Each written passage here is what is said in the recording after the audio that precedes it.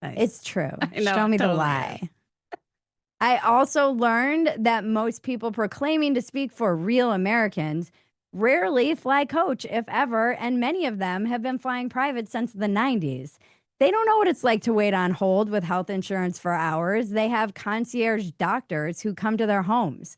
They usually don't even do their own shopping or their own cooking, and often, as you can tell by them not knowing the cost of milk or eggs, there's actually no one more disconnected from real America than many of the loudest voices claiming to represent us. The politicians, the pundits, the tech billionaires, and don't worry, I'm not going all eat the rich on you yet.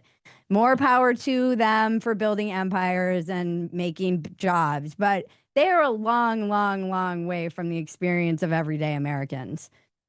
And a lot of ink has been spilled over what it means to be real American. When elections come around, we end up getting divided into groups by race, by class, by generation, the suburban moms, Zoomers, teachers, the working class, whatever that means.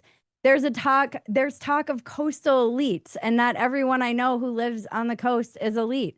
I know plenty of blue collar workers in Little Rhodey, my home state.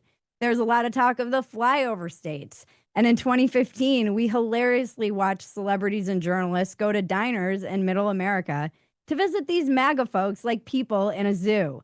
They could have driven to a diner in Orange County or Ventura County or upstate New York. It's often easier to imagine people who have such different worldviews live in another state rather than our own backyard or, God forbid, family. But no group operates as a monolith, and that is more true today than ever before. We're in the middle of what they're calling the Great Realignment, and it's crucial that I hear from you now. I agree with Elon. You are the media now. We are all the media now, but that means we are all in danger of falling into the same trap that ensnared legacy media, thinking our media silo is representative of everyone, losing touch with nuance and self-radicalizing as we are herded like cattle by algorithms that thrive on division and battle.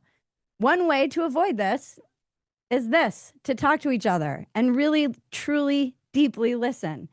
In the decades leading up to doing all this stuff I'm doing now, which is a lot, writing, comedy, multiple shows and podcasts, I paid the bills waiting tables. And as many of you know, it's a thankless job. You're a human punching bag. But there's a camaraderie amongst people who have done service work. We were in the weeds together. And if you're like me and have been genetically passed on the gift of gab, Irish, you can learn a lot about what is really top of mind for people. One of the most fascinating paradoxes of being a waitress is learning that stereotypes don't exist in a void, and yet every individual is capable of surprising you and defying them. Of course, there are trends. Of course, generalizations can be hilarious for the purpose of comedy. Of course, patterns emerge. But at the end of the day, we're individuals first, and that's what I miss the most about waiting tables. Talking to people from all walks of life, individuals, the ladies who lunch after spin class, cops before their shift and after, down to earth old money, billionaires you'd never know were billionaires, folks in recovery, the owners of small businesses, executives, nannies, the back of the house staff, the revolving door of wait staff and bartenders. My coworkers would share their struggles, their hopes, their dreams, everything that you can imagine, their wins and losses, while we married ketchups and rolled silverware. My customers told me about their kids, showed me pictures of their grandkids, talked about their health problems, their addictions, and that's the thing. Most people aren't stressing about politics. Most people don't have time to be obsessed with politics all day. And I'd say it's pretty unhealthy to be online arguing with strangers and bots. They're stressing about money, love, and relationships, kids, education, aging parents, health. Of course, politics affect all of this, but the common themes that unite us are the same ones that have united us as humans for generations. Love, relationships, work, kids, parents, laughter, fear, death, God, survival. Our common shared experience, being in the weeds as a human, trying to make ends meet, striving to find meaning, laughing at memes. I want to get in your head, America. I want to know what's pressing on the back of your mind, what's inspiring you, what's terrifying you. Media is no longer passive. It's dynamic, it's interactive. I see you in my mentions, my comments. You're in my live audience when I do comedy, yelling women. You're behind the paywall in the Phetasy community, showing me your gardens and your baking. And now I want you on my show, telling me what's real for you right now. And with that, welcome to our first episode of Real America. And today we're going to talk about unemployment. And it was inspired by somebody in my community. We're not talking about the numbers, we're not talking about the predictions, but how to handle it. Coming up next, we are talking to, as I mentioned, a woman, Marissa, who got doged, and a staff writer who is laid off, and what these layoffs might mean for the overall job market. But before we do that, a quick word from our sponsor, Quest. And I would like to thank Quest for sponsoring this show. Are you dealing with an HMO like I am? It's such a pain in the ass, as you probably know. If I want to get any sort of testing done to ensure I'm making my health a priority, I have to wait weeks for an appointment to see my doctor, then get a referral from her and wait weeks more for an appointment with a specialist I need to see. Quest Health simplifies this entire process. Quest offers over 150 of the same tests trusted by doctors, including diagnostics for specific ailments like STDs, chronic conditions like heart, liver, and kidney disease, as well as testing that is almost never covered by health insurance like fertility and advanced women's hormone testing, like yours truly is getting. Quest offers broad packages of tests that go way beyond the standard tests you typically get in an annual medical checkup visit. Concierge medicine and functional medicine doctors charge thousands of dollars for these types of workups. Quest offers them for the price of a night out on the town. Your health and well-being is worth it. If you changed jobs, lost a job, or just changed health insurance plans, you might be looking for a new doctor. If so, it's likely to be a long wait, sometimes months. Instead, in just a few days, you can get an annual health profile from Quest that includes all the basics plus biometrics like height, weight, and blood pressure. When you finally get to see your new doctor, you can share your results with him or her easily. Visit questhealth.com and use the discount code REALMAY25 and get 20% off your purchase. That is questhealth.com, code REALMAY25 for 20% off. And that's it, you guys. Our first guest, Marissa, was working at the Cybersecurity and Infrastructure Security Agency, CISA, as an emerging technology risk analyst when she was laid off due to the Doge cuts. She posted a video in our Phetasy community, and not only did it make me laugh hysterically, I thought it was really insightful.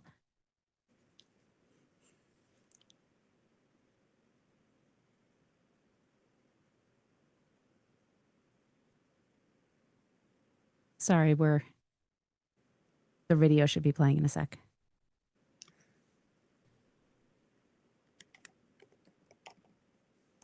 Still, so we're just figuring this out. But if I'm like, do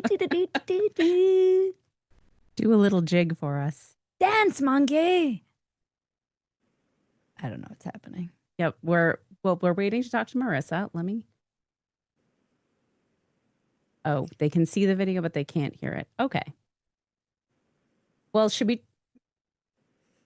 why don't we just bring up Marissa and she can talk about what she talked about in the video? Yeah, we don't need that video. I love it. I loved it, Marissa. Marissa, thank you for being here. Why did you feel it necessary to make that video and share kind of what you shared in the video? Can you just tell us briefly what you shared in the video? Yeah, that video was produced. I filmed it while I was walking in the park. Produced. No, I was filming it while I was walking the park on a Friday after I gotten doged. So it was primarily for my family and friends. And I wanted them to really get an idea of my own perspective on this, because a lot of people were kind of taking it personally. And for some reason, I don't know, maybe it was because of how I took the news that previous Wednesday. I just didn't. I just understood that this was bigger than me, and I was just gonna ride the wave and lean into whatever headwinds were about to hit me, because I know how bad it is for me personally.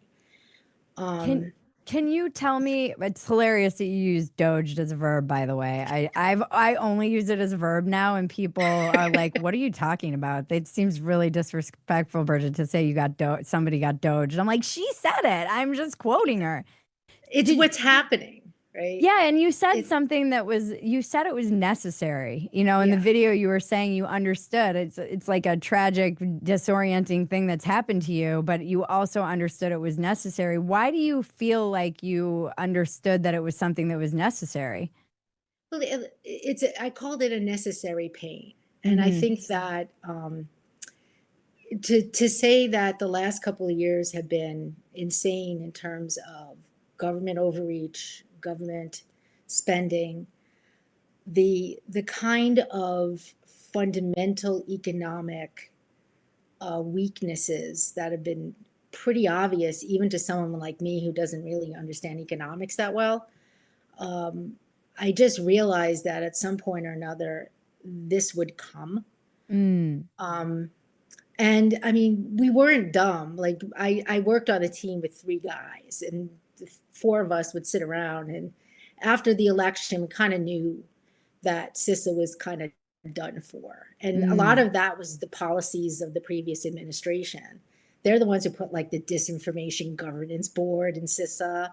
And they had this weird elections team that you didn't really quite know what they were doing. Like there was a lot of kind of shady stuff going on. And Wait, what was the elections team? yeah, they had like different elections teams that were monitoring the election. What? And I'm like, it was really, really kind of weird. And Okay. I don't know, I wasn't exposed to it. I just Right. kept on hearing about these teams. My role was doing emerging technology risk assessments. So we were looking at different emerging technologies that affect small communities, like what the government calls state, local, territorial, and tribal communities. So as new and emerging technologies get implemented, different types of risks emerge in those communities. So we were looking at that. That was our role. So everything else seemed just weird. Like cybersecurity and infrastructure security agencies should be doing XYZ, right? Instead, they had like that authoritarian Mary Poppins lady, and they had a bunch of like it was a bunch of nonsense, right? And you're just like, you know, if they had just stuck to their role and why they were created, and a necessary role it is, they probably wouldn't have gotten as slammed as hard as they did, and I wouldn't have lost my job. So do you think that Doge has set out to do what it intended to do? I think it started that way. I don't know whether or not they have. As a matter of fact, I was listening to some ex podcast. I don't know who it was some MAGA guy, and they were talking about how bad the bill is in Congress that they're arguing over. And I'm like, if they don't do serious long-term programmatic cuts to the government, then I'm just lost my job. Like there was no point in this. Right. And I'm like, either if you're in for a penny, you should be in for a pound and dedicate time and effort into cleaning things up. But the fundamental economics of this can't be ignored. Well, they can be ignored, but then our money is going to be worthless in 5 years, and most of us are going to lose our jobs anyway to AI. Right. So I'm like, this is an opportunity to clear the house and take risks and redirect the government towards actually serving people rather than itself. And part of that video too was I had come from Meta. And again, like folks, I'm like Zelig. I have almost 20 years in the intelligence community. I've been everywhere. I mostly did jihad, but like I was also, I was just she joking had with to Bridget, mention like, it. She was gonna do 5 hours on jihad, guys. No jihad, Marissa. I know, no jihad. Our But, first but YouTube gets shadow banned. We're like, thank I you. know. Our entire account is now banned from the internet. But most of the time I was actually as an open source intelligence analyst. I was a senior open source intelligence analyst. So I touched on a lot of projects across a lot of areas of the global war on terrorism. Like that was my thing. But like over the last couple of years, especially when I was at Meta, we were doing emerging technology risk assessments on cryptocurrency because that was my primary role, was supporting their Meta's Diem. And Diem was going to be their internal proprietary cryptocurrency that they were going to ultimately integrate into their metaverse. Like that was the whole strategic goal of this. The project ended, and I continued doing emerging technology. Like you go ahead and learn all about quantum computing and then try to kind of extract or understand what the risks are from quantum computing. It's one of the most difficult technologies that I think we're going to have to face over the next 5 to 10 years, not even 10 years, 5 years. Very complex technology, super powerful and transformative. But, trying to understand it and trying to understand its use cases was a challenge. But I went from this lean organization, and oddly enough, despite Meta being as big as it is way leaner than CISA. I went back into CISA, and the government person I worked for had 3 contractors who just managed her calendars. Like I was like, it was a culture shock. It really was a culture shock. Yeah. So how is unemployment going now? How are you doing? What tips do you have? What tips? I mean, it's crazy that somebody with your experience, it seems like there should be jobs, but are you being replaced by AI as well? I don't think I'm being replaced with AI as much as the job categories that I would comfortably fit in are moving away from human analytics. So is it being replaced by AI?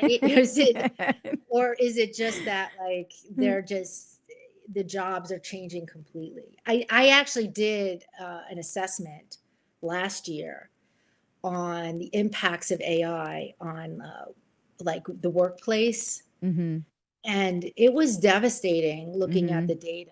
And I don't think there a lot of the think tanks and the management consulting companies, McKinsey being one of them, they have these surreal assessments for 2030 or 2035. And I'm like, this is next year. Like it's not even, one of them really kind of shocked me at how disconnected from reality, like in human terms. They were like, these were the major job categories that were probably going to be impacted directly in the next 5 years.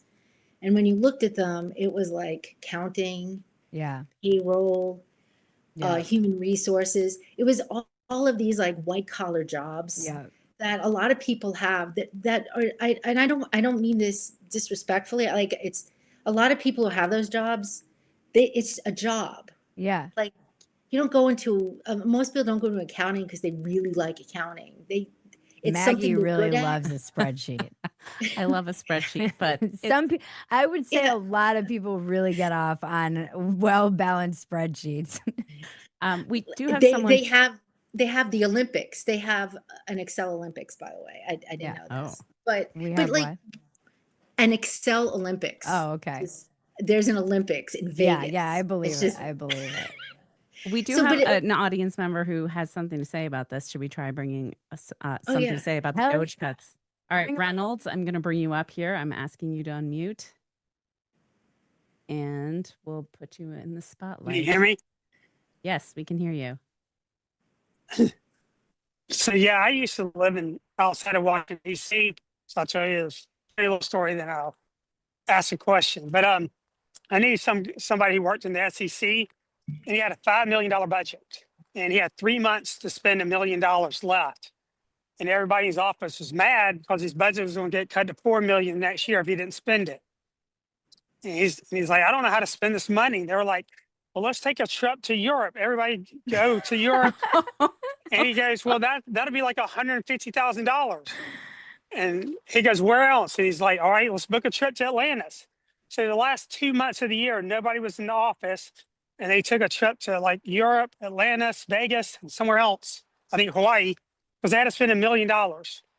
And everybody, and so they didn't do any work. They just had, committee meetings in Europe and Atlantis. Well, obviously they didn't work. But he felt so bad about wasting taxpayers' money. He's like, I can't do this anymore. I was like, dude, give me a job. I got to spend $1 million traveling around the world with a bunch of office people. But that's how the federal government works. Is if you don't spend it, you'll lose it the next year. So they're never concerned about saving money of the taxpayers. It says, here's your budget of 20 million. Go spend it. And no one ever checks on where the money's being spent. Right. They all have credit cards. And so they'll buy a big screen TV for their house, and they'll say it's office TV for Zoom meetings or whatever. But no one goes in and verifies that it's a big screen TV that's was paid for the office. So I understand where she's coming from with people not really working. You're not paid to work. You're just paid to spend money. And that's just the way the federal government's designed. So what was your question? So my question is, for the company I work for, we do AI. But I can see in 10 or 15 years from now, I saw a video where a doctor was looking at a chest x-ray. He goes, after about a minute, I diagnosed the person with pneumonia. And then I used AI within 3 seconds. It also made the same diagnosis I did. So for your guess, I mean, I'm thinking millions of people are about to lose their jobs in the next 10 years. Yeah. And this is white collar jobs too. Like people are like, well, I have a white collar job. And I'm like, no, I think a lot of white collar jobs are going right along with the self-driving cars and all the Ubers. Yeah. You have, there's a question online that said, would you rent out your car to be the Uber driver because it'd be self-driving?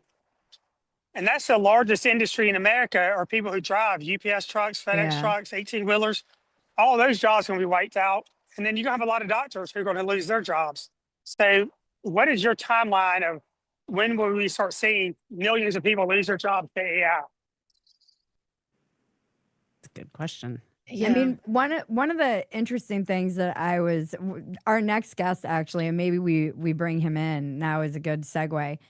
He was laid off as a staff writer. And what I'm noticing, the reason I wanted to talk about a lot of this stuff is that, I have graphic designers, freelance artists, people who are freelance who you're not really going to see these numbers in like unemployment numbers because these aren't people, they're 1099. They're people who are not necessarily working for benefits. They're gig workers. And so this is like, I was like, we are not prepared for this bloodbath at all. And it is going to be a bloodbath. And I know that, there was this great piece that they included in my packet, which of course I forgot to bring in here, but there was a quote about the way that kind of tech talks about this and how I don't know what do they think all these people are going to do. Before we let you go, Marissa, thank you so much for coming. What do you, in your experience with a lot of this stuff, is there a plan? Does anyone have a plan? No. And that's actually, I write about that on my Substack, where I'm actually trying to make sense of the dehumanization of society, and trying to find solutions to rehumanize society, because there is no solution to that. That no one has asked that question. And if you're waiting for the tech companies to answer it, or quote unquote the experts, we're waiting too long. We have to come up with our own ways of doing it. I mean, I have it. I'm going to do a plug. I've never done a plug in my life. You're here. You took your time. Plug away. I have a Substack called Patriot Dream. And it's based on America the Beautiful, and it's at the beginning of it. but I would hope that anyone who goes there can begin to start thinking about our future, because Americans dream. We are dreamers, Yeah, and we have a big, beautiful country, and it's worth saving. Yeah. And it's our people are the most important thing.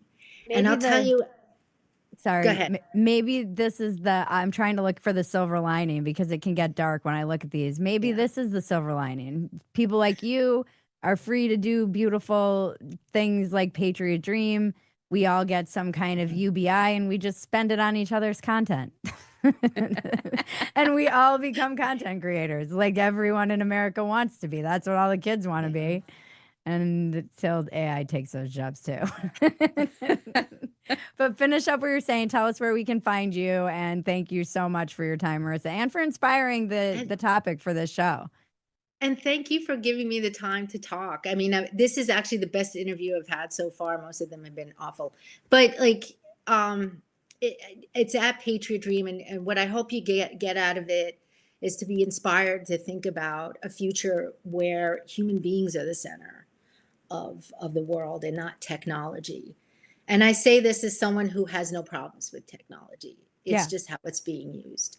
And also, like, I would love to have like some real human beings following me at Twitter, at X, because all I have are bots.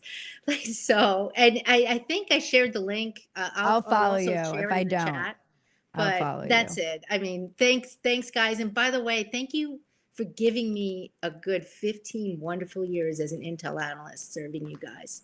I really do appreciate it.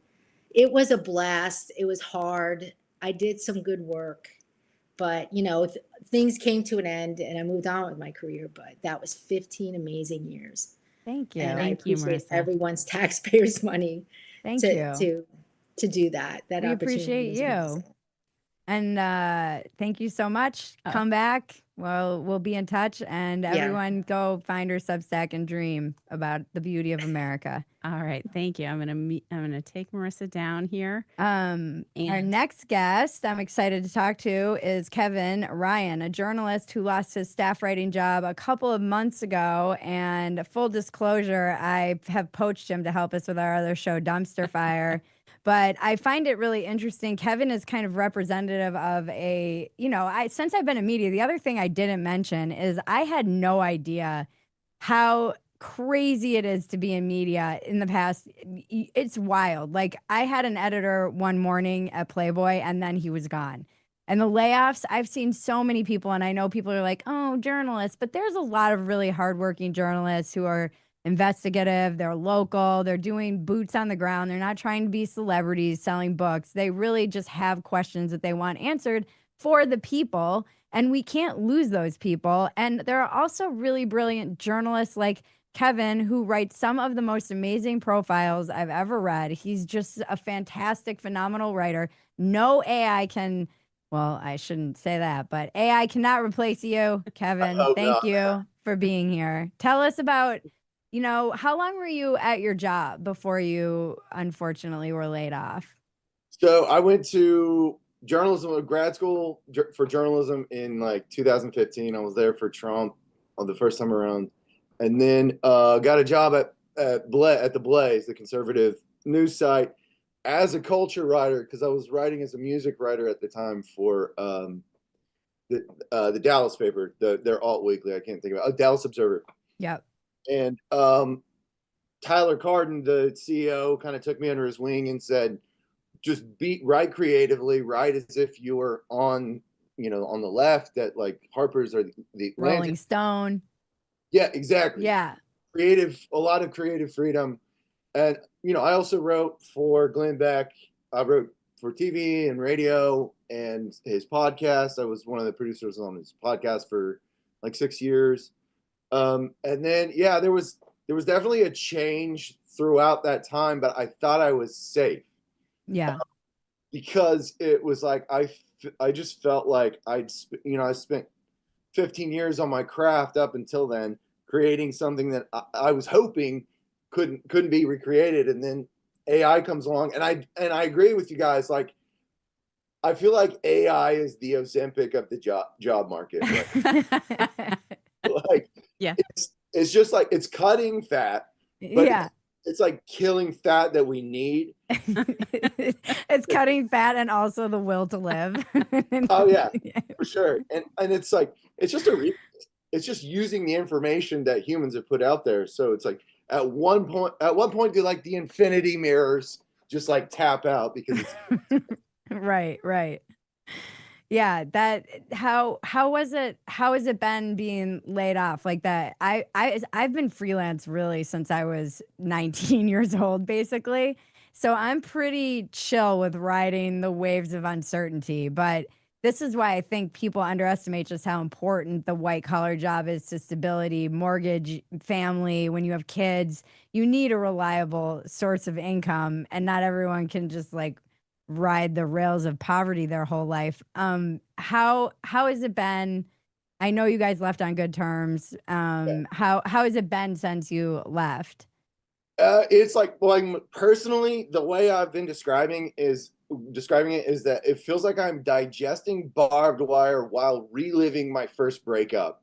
Like it's been terrible. This was my first major job, and this is like my first layoff, and it's like, oh great, now I have two little kids, and a new mortgage, and like I'm out in the wild in a way that I would have been fine. Like you said, I would have been fine with in my 20s. Right. I would have embraced the wildness of that. Right. But this is like now I'm like, maybe I could be a plumber. Yeah, I don't, that's on the table. There's really good money in plumbing, okay? We have a plumber shortage in America. Oh, and then in my hopeful moments, I just, I know it's gonna work out. I don't know how. But I have hope. And then other times I like resent hope for giving me hope. Right. It's like heartbreaking. And I really, I think it's good for me as a writer to experience this because so much of my writing is based on connecting with people and finding a ways to like allow people to linger in life and to connect and slow down. And AI doesn't do, I mean, you put a prompt, it doesn't matter if you say, chat, slow down and think about this question before you answer it. There's no way for it to do that. And it's like, whereas a writer will spend, I've spent like months thinking about a sentence, an opening sentence, and just parsing every single word. And you're not going to get that. So that human element will come back. I think that's what I'm hoping. Or we're all doomed. The bloodbath has begun. I mean, there are places that, I love, like Arena Magazine and Pirate Wires. These guys are in tech. They're tech optimists. They're not doomers. And they're also people who value good writing and humans and art.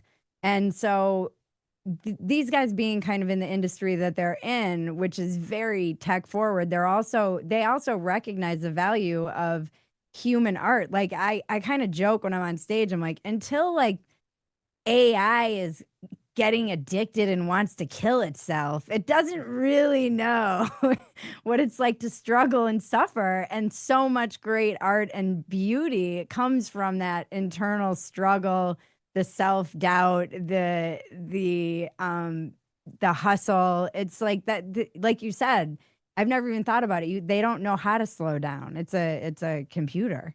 It only knows like get faster. That's it.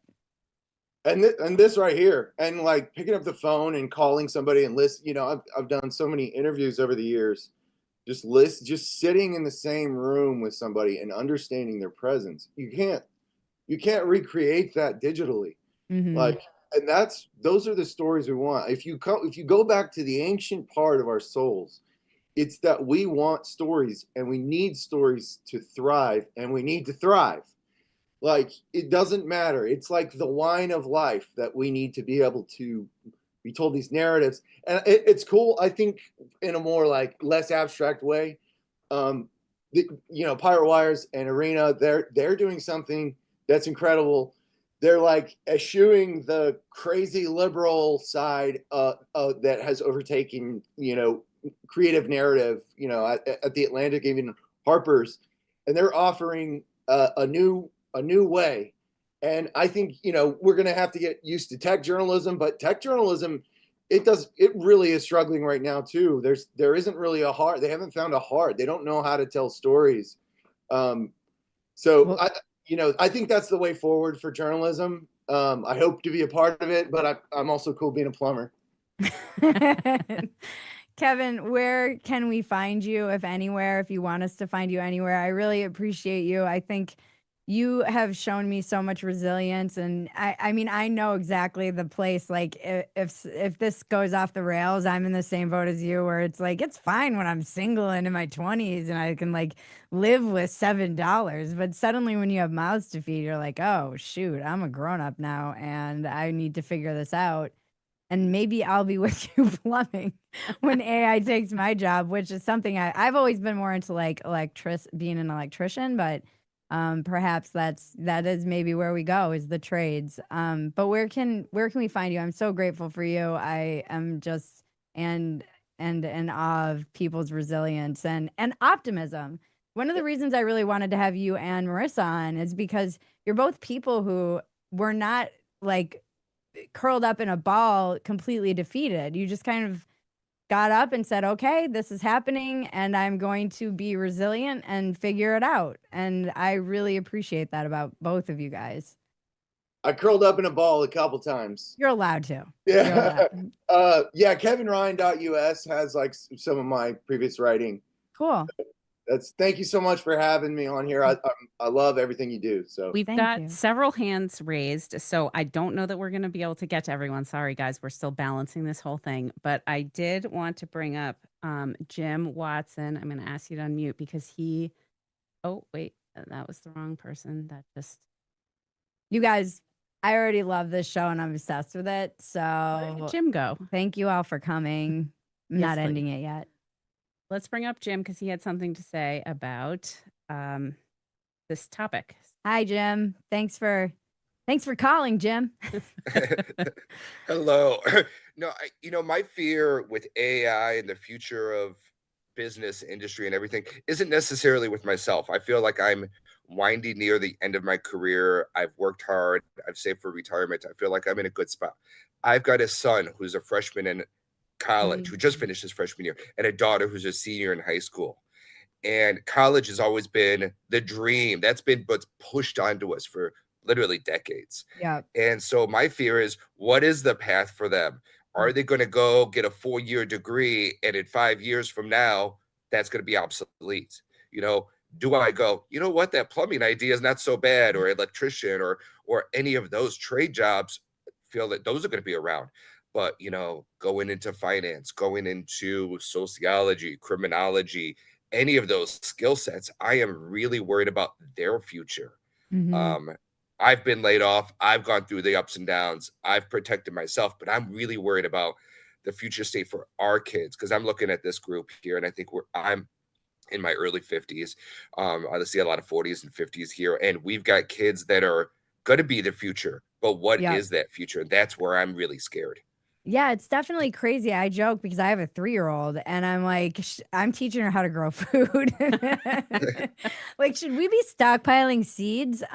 Should she be like a rocket engine? Should I be teaching her how to be a rocket scientist so she can work on the ships to other planets? I feel like it is I'm sure every generation slightly feels like this, but we are at a little bit of it's like the Industrial Revolution, where it's such a huge shakeup that you're just, we're not sure of what our place is, and I'm certainly not sure what the world will look like for my daughter. Did they have things that, first of all, how did you, when you've been laid off, and what advice would you give to people who have been laid off? I've been laid off twice. But the first one was the funny one, which was hey, it's a company meeting, and at the very last second, 50 people go to a different room. And I realized that at that moment we're being laid off. Okay. That sucks. Yeah. Everybody else went and said, hey, we're having cuts, but you were the lucky ones that survived. I was in the room with all of the people that were breaking down in tears, crying. Oh no. Which was no fun. The second one I saw coming. I was working for a company, and its whole goal was to be acquired. We got acquired by United Health Group, okay, the big bad insurance company. Yep. And I knew my layoff was coming, and I knew I had severance. So all I did was stockpile vacations, stockpile money. And this was right at the beginning of COVID. And so then even finding a job was impossible. But I was lucky enough to be in a somewhat leadership position to understand it was coming and to be prepared for it. And I've got a wife who works and is an attorney. And so I've got a great fallback with her too. So as a team, we were doing great, but it's to be prepared for that. You know, all those unknowns you don't know about. And with our kids, I don't know where that future is. Frankly, Yeah. I'm out there. I'm expanding my garden. I already said that. I'm going to go double my garden size and start stockpiling seeds. I'm already canning my own food and making my own sauces Oh, and no. doing all of that crazy stuff. But it's I enjoy it. It's a great hobby. But there's always that last bit in my mind. I'm going to make sure I stockpile sand so when the AI robot dogs come, I could throw it at them and stop See? them from coming and getting I'm us. telling you. Yep. This is my Those fear. AI dogs are what scares me the most. I've been telling people stockpile sand, and now there's a sand shortage, and I'm sure it has something to do with glass, but I like to think that my message is getting out. It got through. It definitely got through. Well, thank you so much. Thanks for coming through, and we hope to see you here. I really want this place, you guys, to be a little bit like Cheers or like a bar. Like, I want there to be regulars. I want people to come through. I don't want you to feel like this is a one-time thing. I want it to just be a very much like your local hangout on Wednesday nights where we get to know each other and talk. Yes. Okay. Thank you so much, Jim. I'm going to bring up someone else here. We've got Curtis. I'm going to bring you up. Okay, can you hear me? Yes. Yeah, Hi, I Curtis. I think it's important we all start wearing our pants a little too low in the back just to be ready for when that plumbing job becomes necessary. We're all going to be plumbers. Yeah. I'm I mean, excited. there's so much to there's so much. I have kids 22 and 24. They're both kind of struggling to find their way. We didn't really push them to go to college. And I think, AI is sort of the big question, but I appreciate the two guests tonight because they are hopeful. There's a lot of, Ray Kurzweil is a futurist, and he talked about the amazing amount of money that's going to be created by technology. So, I mean, there's a lot on the hopeful side. Where do you talk about the scripts that you have that you've never made? I was seeing Justine Bateman talking about AI movies, but for people that have a script that they've had for 20 years, they can't get a studio to make. They get to make their movie now. But when you think about that studio, it's got lighting people, it's got a director, it's got the caterer, it's got the actors, and all these are good middle class jobs. And so one of my big concerns with AI is the transfer of money and power again. You've joked around about, are we going to live in Google archipelago or Apple but this one I think is just orders of magnitude greater. So yeah, it's important to be hopeful and I think it's like that book they hand you when everyone that's been laid off got handed that book, Who Moved My Cheese, for like 2 decades. Oh yeah. and it's really just about, hey, I keep going back into the maze where the cheese was, and that's the way it is today, or the way it was, a decade ago, but it's not that way anymore. And the hopeful message is to just try to find the opportunity, and there's probably lots of it. Anyway, there's other people with their hands up. Fun to be here, and come back, yeah. Curtis. We love you. Thank you for coming through. It's if it's a diner, I'll take my coffee black with cream, no sugar. No sugar. Yeah. I think you've been standing here too long. Your manager's eyeing you from the corner. That was definitely me as a waitress. Like, I was really good, but also they'd be like, wrap it up, Bridget. It is. Your food is up. The stern look from some guy that wants you to wrap napkins around. Oh, I thought you were going to say, who wants to grab my butt? And I was like, that, yeah. I don't think he would have had quite the same experience waitressing as you, Bridget. He was talking about my manager. All right. Thank you. All right. Thanks, Curtis. Okay. Then we've still got some more hands here. Like I said, guys, I don't know if we're going to be able to get to everyone, but we did start late. We did start late. So we're going to go to probably like 10 past if we have some time. I'm like, we did start late. Yes, we did. I'm going to bring up Max. Let's see here. what? It's something to say about AI. Can you hear me? I can Hello. hear you. Hey, yeah. So I started messing around with like the AI video early on, like the all the weird and wacky videos you see on the internet. And there's some really good videos out there, but I think people need to understand that those aren't very easy to make. I think I've maybe only made like one video that looked decent, and the rest is just like crap. Because the problem with AI video is there's like zero control over what the AI is going to spit out. So you put in a prompt and then you got to wait, and then you're like, this is stupid. Like it's not good. So I don't know. I think it's being overblown. Same with music. But it will get better. It will. I mean, when you hear about like just the advances, and here's the funny, my friend and I were joking about this the other day, because I was like, I'm not really an artist so much as a prompt artist. Like, I'm really an artist of prompts, and that is what people are going to become. It's really just learning how to have this dance with AI and tell it to do what you want it to. Well, what's frustrating is there was a few times when I did make hits and like everyone hates it. So it's like it's a very small percentage of people who are like, oh, that's awesome. Everyone's like, this is horrible. And slop.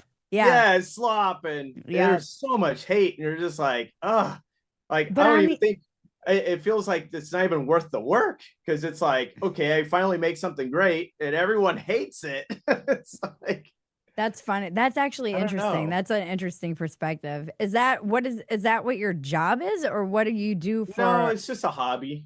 Oh, okay. Yeah. But are you allowed to say what you do for work, or you just don't want to? It's fine if you don't want to. Oh no, for work I work at a manufacturing plant. It has nothing to do with AI. But it would have been amazing, by the way, if you said I'm a plumber. it's almost there. No, but it's just I don't know. It's very odd, because it's I don't know. It's like you're making this content, and it at the end of the day it feels like it's like meaningless. It's weird, because like we know that feeling. Well, yeah, but it's a different. It's a different. I don't know. It's different. It's I was investing a lot in like what is it called? Runway AI. Mm-hmm. And so I had like 100 credits each month where I had to like generate videos, and it just got really boring. Oh, you just sit there and you're just like, well, it's generating videos, and then it pops up. You're like, that's not what I wanted. Like, let me try it again. You're like, still not what I wanted. You're like, well, this is dumb. Like, I wasted 2 hours of my life just sitting here waiting on videos. So it's like it's kind of, I don't know, it's weird. And then the other what was I gonna say? The shoot, I forgot the most important part. Oh, it's super politically correct. Right. You can't break the boundaries. Like if you wanted to make like an action video, you can't. Right. Because it automatically goes, oh, nope, this is like whatever it generated, it's like too violent. Right. Or if you try to, I don't know, if you try to be like, you try to think outside the box, it all of a sudden goes, no. Like, you just got to be like PG-13 all the way. Yeah. It's like, oh, this is stupid. So. We also have, we have someone. Thank you so much. Question for Bridget. It's a really cool perspective. Thank you, Max, very much for joining the conversation.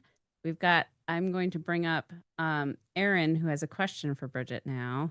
Do we know what it is? I do know what it is. Because I get a little unsettled. No, he sent me the question. So if you raise your hand, I am chatting with you separately. I will ask you in the chat what separately direct message kind of what you want to talk about, because I do kind of want to make sure we stay on topic with these and we're not getting just kind of wild curveballs out of left field. I mean, it'll happen and preparing Bridget for what So this is Aaron has a question. Hi, Aaron. I just replaced. Hey, Bridget. Hey, Maggie. Hey, everybody. Hi. I am an electrical assembly supervisor, Mm-hmm. and I'm always having a tough time trying to find new people to add to the crew. And I just kind of wanted to know, what do you guys think the image of tradespeople is in our country? You know, I think Mike Rowe has done more than anyone to make the image better because I feel like there was this moment and I'm too young. I'm probably on the tail end of it. It felt like there was a big push for everyone to go to college, everybody to go to college. Even when I was told to go to college, I was like, my degree is going to be useless. And I was a child born in the 70s. So I saw the writing on the wall before even AI, just that a lot of the degrees that people were getting degrees in just weren't it wasn't worth the money.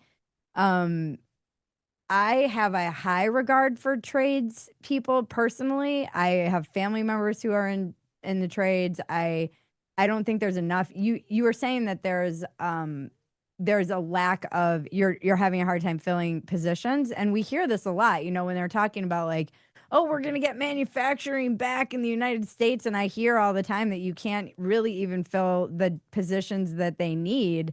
You seem to be evidence that this is true. And is it just a lack of talent? Yeah, I mean, that's part of it. Um, yeah, I mean, Do you we think we that more screen people. Go ahead. do you think that more, because I have heard and I've seen it even on like Instagram and stuff, there's this movement for young people to they're like making trade cool again. I see chicks with, you know, welding videos on TikTok. I'm not on TikTok, but I've seen them, you know, they get shared on all the other platforms. That I've seen people talking about. It seems like a lot more young people, Gen Z and below, are moving into the trade. Do you have kids, or do you know anything about like 20 somethings? Do they seem like they're more interested? Because I feel like my generation I just didn't understand why everyone was pushed to go to college when so clearly not everyone was meant to go to college. Mm-hmm. And I have a brother who's in the trades, and he knew himself well enough and really loved Mike Rowe. And this guy inspired him to just follow his own path. But if you don't have that kind of self certainty from raising yourself, essentially, if you don't have somebody supporting that, it's really hard to see that as a path when I think when you really look at it, a lot of the guys I know who are in these trades, this is why I always am confused about what they mean by working class or blue collar, because when you talk about the trades, like these guys are making, you know, six figures easily. And it's not necessarily like it's body labor. You're using it's definitely physical labor, but it's not like you're barely making ends meet when you're skilled in those trades. Yeah, I mean, when you talk about that body labor too, like, I don't know, for me, I'm just so lucky to live where, I have good health care. You know what I'm Right. saying? I mean, I know maybe not everybody has access to that, uh, but yeah, I feel like that's kind of the other side of it. But Oh, yeah. yeah, thank you so much for your input. Yeah, this is awesome. Thank you. Come back and see us. Thank you Thank for you. your input. Thank you. We appreciate Yeah. you.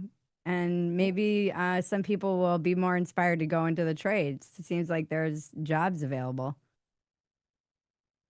Yeah. Anyone else? Yes, we have some more hands raised. Wow, guys. I'm so know. impressed. Again, I'm not sure if we're going to get to everyone, but You know, you open a diner, you're worried no one's going to come. I'm going to bring up Got John. pancakes ready, and you're like, oh, man. Hi, John. Bridget, how you doing? Hi, Good to Maggie. see you. Hi. Back when I was 25, I was going to college for radio, TV, film. I took a job as a truck driver for an elevator company. And after 1 year, the business broke wide open, and they said, "Hey, would you like to be an elevator mechanic?" And I said, "No, I'm not sure. My two biggest fears in heights are electricity and heights. And from what I understand, you guys work with electricity in high places." He said, "Okay, try it." I did it. I did it for 24 years. Same thing. I ended up, well, the problem with the elevator business is it just grinds you and spits you out. So after 24 years, Interesting. I was let go, and I'm sitting there and trying to figure out what I'm going to do. I'm looking at my phone. I see this thing on the phone that says podcasting. I go, "What's podcasting?" So I hit it, and it's all these shows. And I was going for radio, TV, film. I said, "I think I can do this." That was in 2012. Here we are now, still podcasting, producing for other people, editing podcasts for other people. So there's things that you can do that there's always another door that opens if you want to walk through it. And I Mm. think kids today, I think they're going to learn. They're going to learn that I didn't, the reason I wanted to be an elevator mechanic, not because I wanted to work on elevators, but because I made $60,000 a year the first year, and this was in 1988. So I'm Wow. an old, one of the olds. Only got a few more laps around the sun. But my kids right now, I have a daughter that's a beautician. I have one daughter that works in Amazon. One is laid off, and one's doing homesteading. She's doing the homesteading thing. So they're Wow. all over the place doing different things. And I think that's what's going to happen. We're going to start to, as a society, we're going to start to collapse into community. We're going to be buying our eggs from people. We're going to be buying our beef and chicken. I saw a video the other day. They're raising rabbits because they're easier to raise and eat than chickens. I'm like, Oh okay, shit. We Oh, are wow. headed for a depression, aren't we? poverty meat. Yeah. Yeah. Well, I guess I am glad I'm learning how to grow stuff. I Yes. started a victory garden and didn't know it. So, but I love this, and I'm glad that you're doing this, and I love the fact that you're flying without a net, and it's fun. It gets better. It'll get better. Just keep doing it. Thank you. I think it's already been great, and I look forward to just doing the reps. The reps will teach you how to do anything. Yes. And if you want to hear an old boomer scream at what's wrong with the world, just go to boomerbunker.com. We do it 2 nights a week. We live stream. Oh, fun. Thank you. Nice. Thanks, Thank John. you. Okay, I'm going to bring up. We have 2 more hands raised, so we'll go with Ro, and then we'll go with Matthew, And then we're out. and then we're out. Spotlight here. You guys have been All right. great. Are we- Oh, are Ro's we up wearing here? the Phetasy Oh. sweatshirt. Hi guys. Wow, Hi, wearing the Bridget. shirt to the show. I am so impressed. This is a moment for me. Let me just absorb it. Yeah. I'm Thank you. bask in it. So as I prepared today, obviously with my Phetasy jacket, the only question I even wrote down before this podcast was tech related. So it's really great that we kind of moved into that. So my kind of question or rhetorical question is, as phones, we all know the phones kind of listen, and it's all meant to help. It's under the guise of help, to help our lives and stuff. But one would argue it almost helps too much, because it's like, oh, let me sell you this or that. It also almost becomes a self-help catalog. And with that, like over help and the overreach and the listening, is there a way that like we as the people using this tech, because I would say obviously phones, we rely on them, apps to do everything within our economy, and we're ingrained.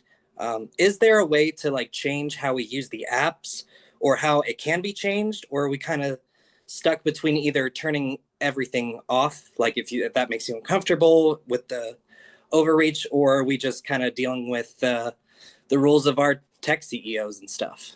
Yeah, it's such a weird time that I don't think we have any concept. That's the weirdest thing about this time, is that things that I see these memes and stuff of technology that we had when we were kids that was really advanced technology. And I was with my daughter the other day, and I had to explain to her what a CD was because she saw a picture of it. She's like, "What's that?" Oh no, we had some, and there were these, it was like the Rosetta Stone CDs. She found the old CDs, and she's like, "What are these?" And I was like, "This was like advanced technology for even for us." I lived through everyone transferring everything over to a CD, and the exponential bell curve that the just straight line up that we're on right now. I feel like people won't even, I mean, we're talking about people they're editing genes now. There's going to be chip implants in your brains. They're solving blindness. It is actually incomprehensible. And I think that is why there's so much unrest, because it's not, they might be like, "What's a phone?" Like I feel like they're gonna just have chips implanted under their skin and be like, "What are these things that you guys carried these around?" And they'll just have, like lenses over their eyes and contacts that take pictures, and everybody's okay with being tracked because they're all used to it. And dystopia basically. And then of course there will be the people who live in the woods and don't want anything to do with it. I mean, maybe that is the big split that's coming that none of us can see, is the people who check out from all of this and go full Uncle Ted. Maggie knew it was coming. I know, I She knew. was I was like, waiting. oh shit, Bridget's gonna bring up Uncle Ted. Or there are gonna be the people who just go all in on it, and they're cyborgs, and you know that will be the split. And I don't know. I don't really know. I like apps. It's funny when they talk about like getting phones out of the schools. You know, I'm like, you guys are 10 years too late for this discussion. These kids don't even know how to read anymore. They're all using AI. Like, what are you even talking about? Get the phones out of the schools. These kids don't know how to learn. Teachers don't know how to teach anymore. So I don't even know that we can conceive of the right questions to ask. But that's my long-winded answer for I have no fucking idea. Yeah. Thank you. Yeah. Thank you, Rao. Thank you so much. All right, we're gonna bring up Matthew. Where are these ladies? Ladies, I need you to raise your hands and speak up next time. Uh, We go. Hey, Bridget, how are you? Good, thank you. I'm having a Good. lot of fun, actually. Me too. This is awesome. And I have a whole dumpster fire outfit, but the ex got it, so I don't have that to wear today. But You I think lost your dumpster fire outfit in the breakup? he took it's custody. unfortunate. It's unfortunate. And then I saw you when you performed in Fort Worth last year in March. Oh, And I was amazing. yeah, so thank you for all you do for women and rights and just period. It's amazing. But my question, especially being from Dallas and I've always been in North Texas, I guess more so it's like because COVID, you know, that stuff is still a thing and communications of employment. And I'm not vaxxed proudly, you know, and I had a debate with my boyfriend who's fully vaxxed on everything.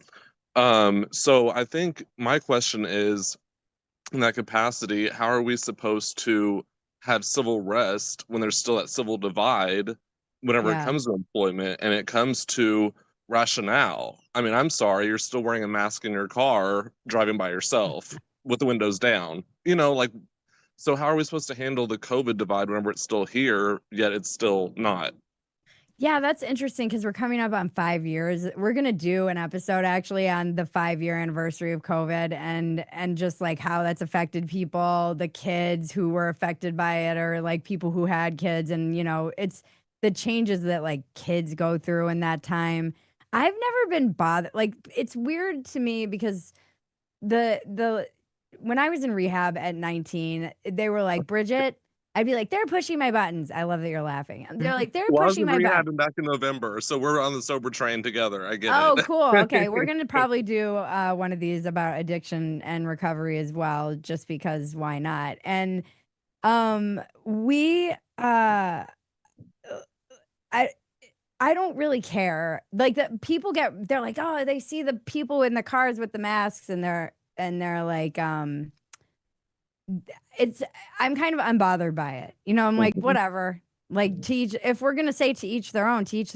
So, Right. but my question is, are employers still asking people to be vaxxed? Is that like a thing? That is a conversation that I've certainly heard in the past few jobs that I've had, but it's more so like people still use that excuse, you know, like, oh, I have COVID, so I can't come in.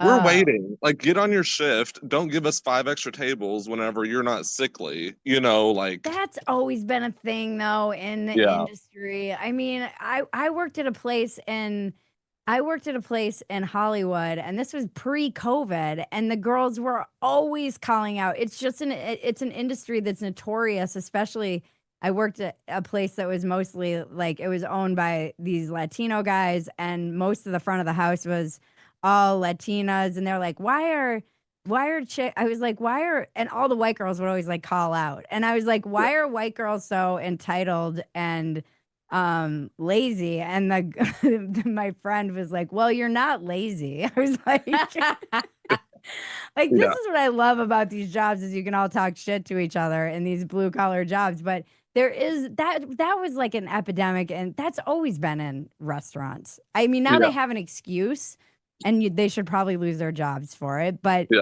people would call out all the time, even in like 2007, when, you know, I was like a senior staff after I'd been there for 6 months. I think it's like that kind of industry where people are like, I have a migraine, or like, I'm anxious, whatever. Right. Yeah. And like my So- sister, she lives in Arcadia in California, and I call her like a conservative Californian, even though she was raised in Texas and she's a liberal Texan. So it's a interesting dynamic, and that's why I think I connect with you so much, is because of your California Texas, you know, combination. But I think you're just amazing, dude. Like, you do great Thanks. work, and I've been with you since Dumpster Fire episode 1. So Thank like you. you're rad. And Maggie sounds like she'd be really pretty. And that's She's coming from a queer. beautiful. But I you know know, she yeah, it's like hides. Thank you. yeah. So I just thank y'all so much for this opportunity. Yeah, I think that really my point is like I think the media really scared a lot of people, and that instead of it's easy to be like, oh, look at that idiot in the car with a mask, and that is my default.